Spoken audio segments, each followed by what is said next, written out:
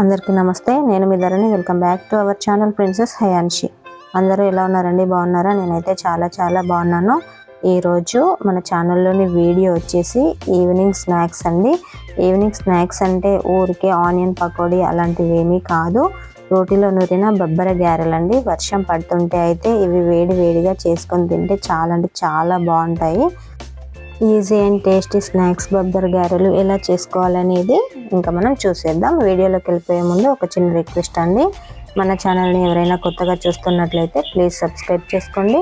మరిన్ని వీడియోలు మీ మొబైల్కి నోటిఫికేషన్గా రావాలి అంటే బెల్ సింబల్ని క్లిక్ చేయండి.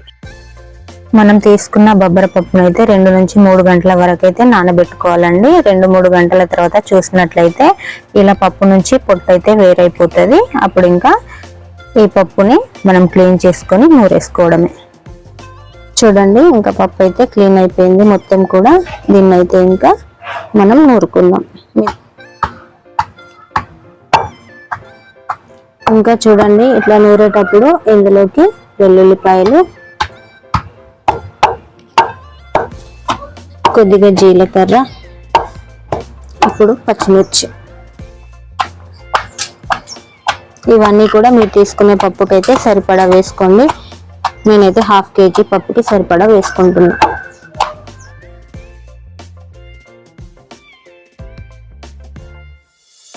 పప్పు నూరుకోవడం అయితే అయిపోయిందండి.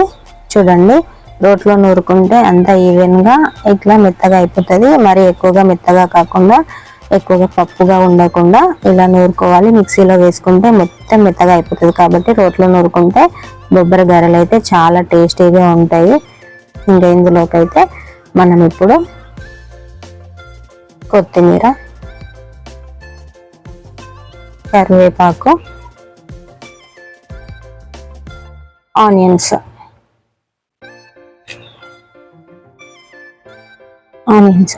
అయితే ఇట్లా సన్నగా కట్ చేసుకొని ఇట్లా నలిపి వేసుకోండి, బాగుంటాయి.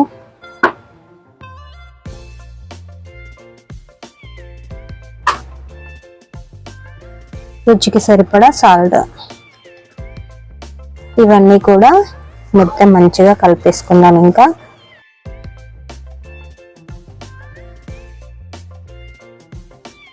రోట్లో నూరుకున్నప్పుడు కానీ లేదంటే మిక్సీలో పట్టుకున్నప్పుడు కానీ మీరు పచ్చిమిర్చి, వెల్లుల్లిపాయ, జీలకర్ర వేసుకున్నట్లయితే పప్పుకి కారం మంచిగా పడుతుంది. ఇందులో అయితే ఎండు కారం అస్సలు వేయకండి, మొత్తం పచ్చిమిర్చితో చేసుకుంటే చాలా బాగుంటుంది. ఇంకేదంతా మంచిగా కలిసిపోయింది కదా. మనం స్టవ్ పైన ఆయిల్ పెట్టుకొని ఆయిల్ వేడైన తర్వాత గారెలు వేసేసుకుందాం. ఇంకా ఆయిల్ అయితే వేడైపోయింది కదా, ఇందులోకి మనం గారెలు అయితే నొక్కి వేసేసుకుందాం.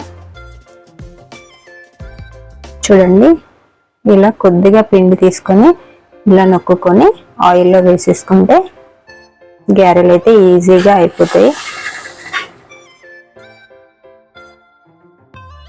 ఈ బొబ్బర గారెల్లోకి కొత్తిమీర ఎక్కువ లేకపోయినా పర్లేదు, కానీ కరివేపాకు మాత్రం కొద్దిగా ఎక్కువగానే ఉండాలండి. కరివేపాకుతోనే బొబ్బర గారెలు టేస్టీగా వస్తాయి.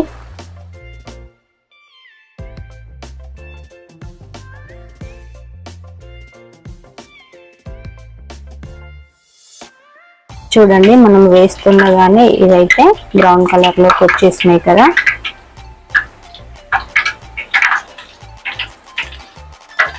అన్నీ కూడా ఇలాగే బ్రౌన్ కలర్కి వచ్చిన తర్వాత తీసేసుకోవడమే.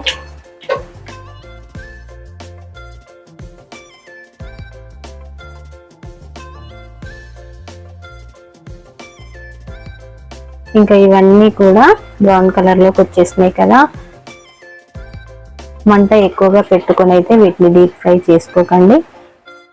మీడియంలో పెట్టుకుంటే మంచిగా లోపలి వరకు కూడా ఉడికిపోతాయి. ఇంకా వీటిని అయితే తీసేసుకున్నాం. ఇంకా చూడండి, ఇవైతే అయిపోయినాయి. వేడి బొబ్బర గారెలు రెడీ. చూడండి, చాలా అంటే చాలా టేస్టీగా ఉంటాయి. మీకు కనుక ఈ వీడియో నచ్చినట్లయితే ప్లీజ్ ఒక లైక్ చేయండి, మీ ఫ్రెండ్స్కి షేర్ చేయండి.